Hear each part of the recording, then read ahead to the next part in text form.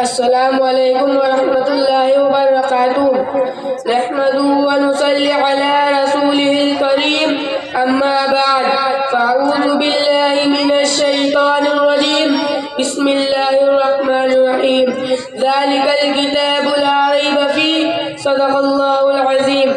سامعین اکرام، حاضرین جلسہ، میں قرآن کریم کی اہمیت و فضیلت پر مختصر روشنی ڈالنا چاہتا ہوں۔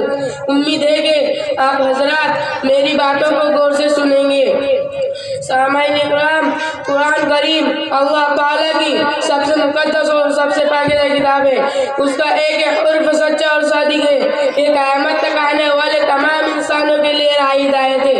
اس طرح اس کی تلاوت باعث ثواب ہے، اسی طرح اس کو عقیدت محبت سے سننا اور دیکھنے بھی عبادت ہے۔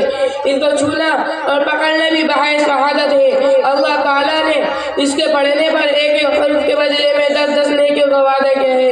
یہ وہ کتاب ہے جس نے اس کو پڑھا اس کی زندگی میں انقلاب آ گیا، جس نے اس پر عمل کیا وہ شرافت و بزرگی کا امام بن گیا، دنیا کی حکومت و طاقت اس کے قدموں پر نثار ہونے لگی۔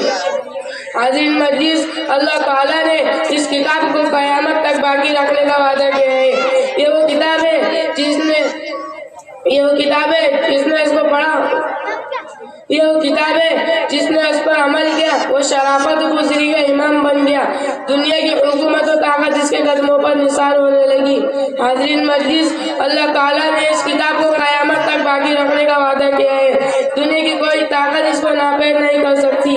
اس میں قیامت تک آنے والے پریشانیوں کا حل موجود ہے۔ اس میں صبح قیامت تک ہدایت کا سامان ہے۔ یہ سرچشمہ ہدایت ہے۔ دوستو، اگر ہم دنیا اور آخرت کی کامیابی چاہتے ہیں تو ہم کو قرآن سے وابستہ رکھنا ہوگا، اس کے حکموں پر چلنا، اس کے احکامات و تعلیمات پر چلنا ہوگا۔ اس لیے میرے دوستو، اس کو اپنے زندگی میں لائے، اس کی تلاوت کو ہمیشہ کا معمول بنائے، اپنے آپ کو قرآنی تعلیمات سے روشناس کرائے۔